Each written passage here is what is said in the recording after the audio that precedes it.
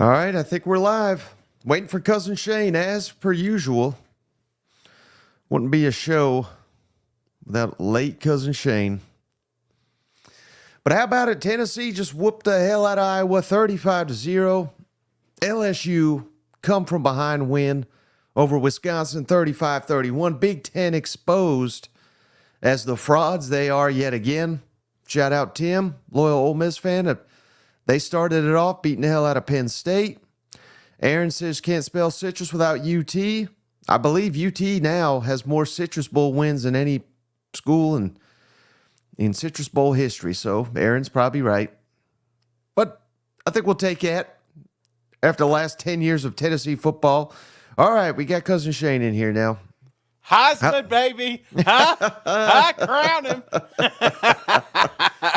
Yeah, it's the Nico era, man. It got off to a hot start, 35-0. Literally could not have gone any better.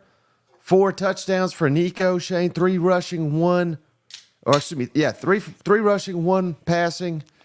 It just dominated Iowa. How in the hell did Iowa win 10 games and be ranked? I mean, Tennessee made them look god awful today.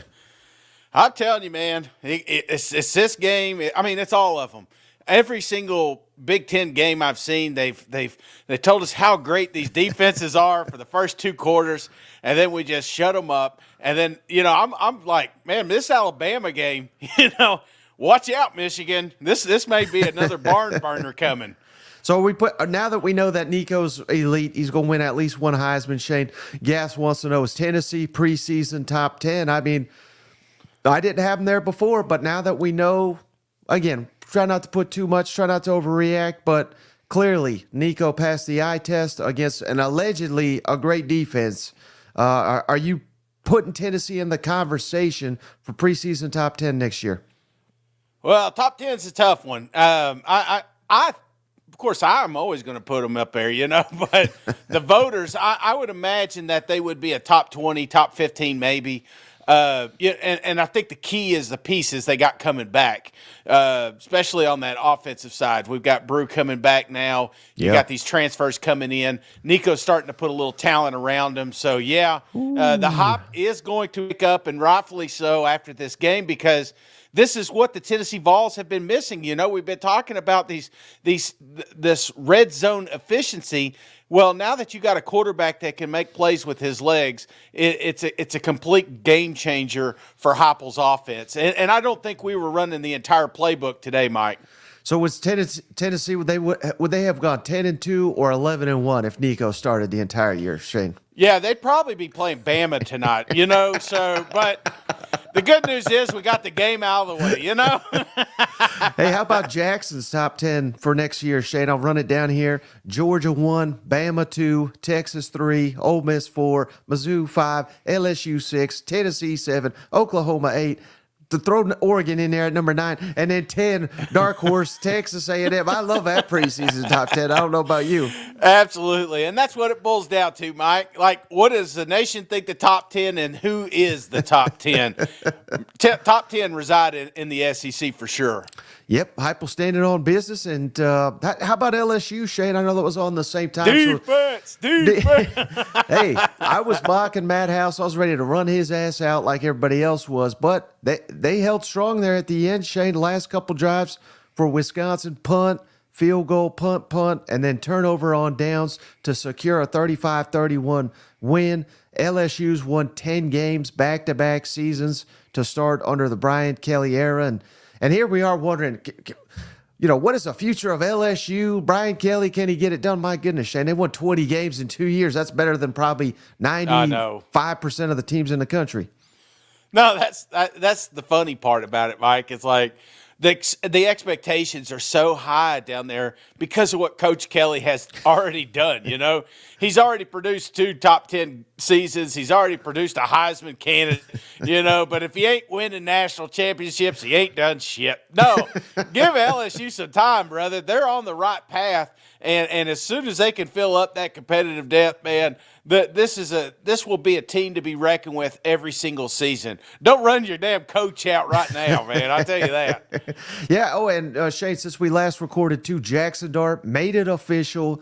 He is coming back to lead the Ole Miss Rebels as expected, but that's just going to continue to add the hype to Ole Miss. No longer, in my mind, Shane, a college football playoff contender. I think they're a national championship contender. At least that's how I'm viewing them, with everything they're bringing back and everything they're adding via the portal, coming off an 11-win season. Man, just what a time it is to be an Ole Miss Rebel. Oh man, they just keep winning. Look, they didn't even play today, and they just getting talked about again. I had to switch the baby blue shirt because I was just tired of hearing about Ole Miss. Just for one day, let the other teams have some respect. So, obviously we're going to get to what could be and can be with the Ole Miss Rebels, but what a fantastic start of the day, Mike. 2 SEC games, 2 SEC wins. We got a big one coming up here in a minute. I am so pumped up for it, brother. It's just this is it, man. I hate to say it, but there's no more Tennessee football games to watch. There's no more LSU games to watch. You know, this hopefully won't be the last Alabama or Texas game we watch. So just soak it up, man, because it's about to be done. List season is right around the corner, Mike. Oh, yeah, we're going to be 6 months of lists here. But let me ask you this, Shane. Tennessee, obviously huge win, 35-0. I mean, it was a laugher. It was not even competitive. And the fact that Nico looked as good as he didn't look like a true freshman to me. What does that do to the mindset of a Tennessee fan? Because we have seen it many times, Shane. These guys get hyped up, and it could have just as if Nico sucked, it could have been 35-0 the other way, and we would have been sitting here for 8 months saying, my goodness, remember that 1 year Tennessee had? That was a great year. But now there's optimism. Now there's hope. Who knows? Maybe they do add Evan Stewart. I don't even know that they need him, given all the weapons they have. But what does that do for you all off season now, coming off a 35-0 dominant performance here? Well, to start with, Mike, there's no way that Iowa team was ever going to score 35 points. I mean, they didn't discover the mobile. Thank God they didn't discover that mobile quarterback until the fourth quarter, you know. The hype train is real, Mike. I mean, I see it on my feed. I know the listeners are seeing on theirs because they probably follow us too close, you know. But it is definitely picking up, and it's something to get excited about because, you know, we had a glimpse of it with Hendon Hooker last year. And, you know, when you have that guy, that dude back there that can just make plays happen, it changes everything. You know, third downs are just it's just you can't. I don't know. I am so happy. I'm pumped up, man. I know you could tell, but I think all the Vol fans are too, because it's not. Ole Miss is like we were talking about Ole Miss earlier. They're setting this up as the last dance. That's what we keep hearing, last dance and all this stuff, you know.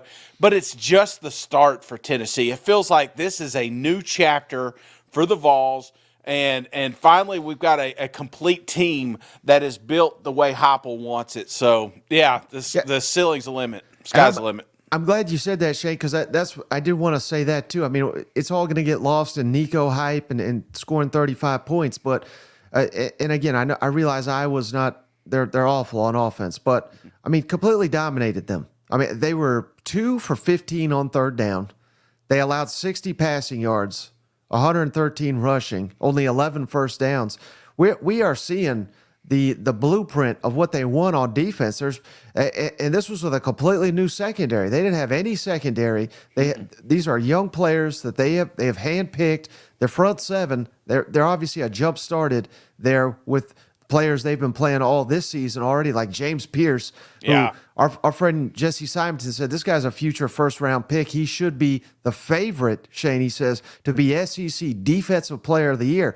It's not like it was 2 years ago where it's just offense and you just hope the defense can not cripple you like they did against South Carolina. This is a defense you can rely on to get to the quarterback, force turnovers, make stops in critical situations. And when you're facing an Alabama or Georgia, that's what you need. You need two turnovers or a stop, something like that. And if the offense is as good as we think it can be under Nico and they're firing on all cylinders, they can compete with anybody. Yeah, yeah. I mean, because some of that was hidden when Hendon Hooker was putting up 40 points a game, you know?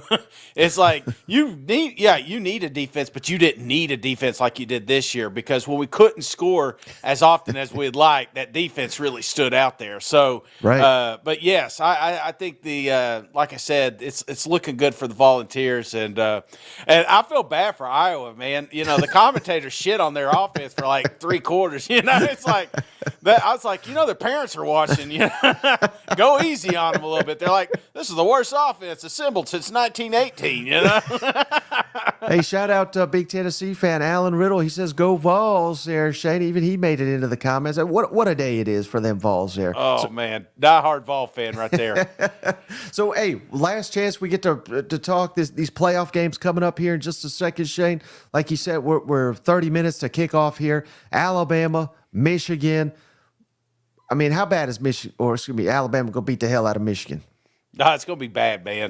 Like I said, we keep saying, well, yeah, but you haven't seen this defense yet. Well, you haven't seen Penn State's defense. Well, you haven't seen Iowa's defense, you know? And it's like, well, you haven't seen Michigan. Well, it doesn't really matter, does it? Because Michigan was held 200 yards when Iowa played them, and Tennessee just put 35, almost 42 points on them. So, yeah, I'm very curious to see how this plays out. But, again, I don't want to get the cart in front of the horse. Alabama cannot overlook this team. They do have talent. They're clearly the best team in that conference. So it's going to be a great game, but yeah, it's going to be bad. Uh-oh, Shay. Breaking news here from Joe Barker. Nico to the portal. He's going to Auburn.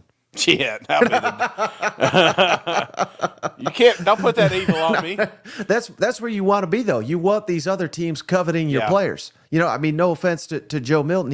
He had his highs and lows and whatnot, but SEC teams we're trying to beg him to get into the portal. But like I said, I mean this is going to be the offseason of hype for Tennessee, for Ole Miss, for Mizzou. Now we could throw LSU come from behind win. It just makes, again, I've been saying it, Shane, 2024, it's going to be a special season. But as I start to look around the conference and see these quarterbacks, we've had a lot of good runs of quarterbacks across the SEC. This may be the best all time when we're talking just all 16. I mean, we're going to have 12 to 13 potential stars at the quarterback position. And it's wild to think of coming into this season, there was a lot of question marks. When you did your quarterback power ranking, I mean, half of them we knew and half of them were guesses. So this year, it's going to be this coming season. It's like you said, that'll be a tough list to put together because there's some dudes in it. Right. Nico's top 3 for sure, though, right? Oh, yeah. Well, yeah, absolutely. Yeah. Were we questioning that? All right, man. So, hey, anything else before we hop off here and get ready for these playoff games? No, the one good thing about Nico's name being so long is when I wear that jersey, they can put all the letters on it. Yep, yeah, that's true. I mean, we're going to struggle with that one all off season, but absolutely. I bet by the time the 2024 season actually arrives, I think I'll have it down by then. Well, I'm looking at it, and it looked kind of like I'm leaving, and I didn't like that, so I'm definitely going to have to learn how to pronounce this thing because I don't like the sound of that with that portal floating around. Well, hey, Shane, I appreciate you for this hopping off for a quick one. We're going to come back on after Alabama beats the hell out of Michigan, so tune in for that. Obviously, we don't know the exact time on when that'll be, but we'll be hopping on after, and can't wait. Maybe at halftime, just go ahead and get it out of the way. Yeah. All right, brother. Well, hey, happy New Year's. Happy New Year's to everybody that's tuning in, and we'll see you after the Alabama game. Could you tell I've lost weight?